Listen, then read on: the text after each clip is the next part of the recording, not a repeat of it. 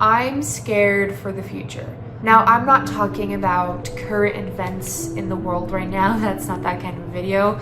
I'm more talking about the next stages of my life that are going to be coming up and how there's so many different possibilities that it is so much to even think about and just is so terrifying. Hi, my name is Melinda Michelle and welcome to my channel where I show my writing journey and discuss things and stories that I might find interesting. The future is something that humans have always been scared of, and I can understand why.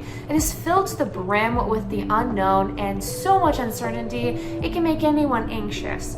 But even if I understand why it's so nerve-wracking, I still can't help but be terrified every time I think about it. I'm on the 4th edit through of my book, and with each edit through, the more anxious I feel about the future that is to come. Because after I'm done with all my editing, with all my beta readers, I am going to be given this what now moment of my future. And the one question that always makes my mind spiral every time I think of it is, will others like the story I worked so hard on? I mean, I've worked on this book for years. I've been working on it since I was 16. I'm almost 22. I have spent hours poring over the plot, the character, the story. I have spent late hours of the night writing and rewriting. I mean, at this point, this book is practically who I am, and I've worked so hard on it. So what happens if I send it to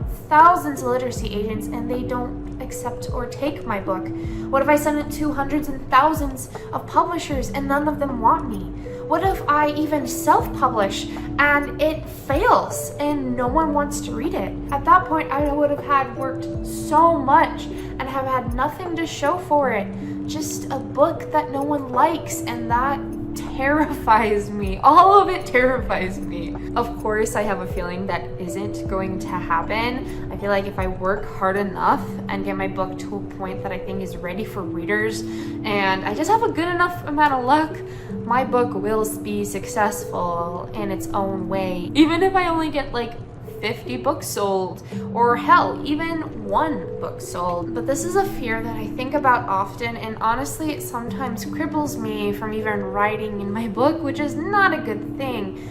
But at the same time, I've come kind of to terms with it, where I understand this is just the feeling of starting something new, and that if I just keep pushing on and keep working hard enough, everything will be fine, because this is the path I chose for myself. I'm the one who decided to spend countless nights poring over a book and getting up super early to edit before going to work. This is all on me. Okay, now you might be wondering, okay, Melinda, why are you making this video? Why are you putting this out into the world when you seem like you've already come to terms with what you're feeling inside and that you're going to be okay? And you're right, I have come to terms with it. But my biggest fear is that someone out there, a writer, an artist, even a carpenter, has this feeling where they can't do it anymore. That the future is so scary that they should just give up. And that is scary to me too. I made this video to, one, show my concern and express how I'm feeling about my future and how it's kind of terrifying, but I also wanted it to be a video to show other creators of any kind that you're not alone and others are terrified of the future as well. Creating something and wanting to show it to the world is tough. I mean, you work really hard on something and it practically becomes who you are, and you're ready to show it to the world and you're nervous, downright terrified. And at that point, you just feel like you want to give up because you don't want to have rejection. You don't want to see that everything you worked so hard for was all for naught. But I don't particularly think that fear is a bad thing. Your fears are proof of how much you've worked.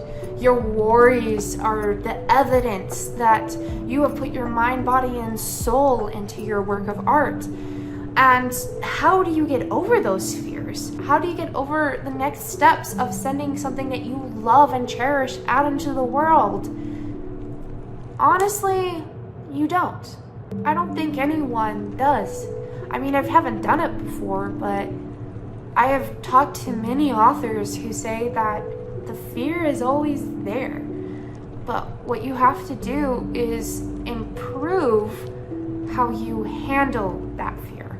It's proven time and time again that if you face your failures head on, they become easier to deal with. So honestly, the best lesson we can do is just publish our books and hold our partner's hands or our friends' hands or family members' hands as we push the send button to that literacy agent or push the send button to that publisher, and hope that someone will like your book and see how much you've worked and love your artwork. Now, as I said before, I am on the 4th editing phase of my book, and as I get closer and closer to sending my book to a literacy agent, the more scared I am of my future. Even if I just went on a soapbox and kind of preached to you guys about publishing a book is not as scary as you may think, or you just need to face your fears.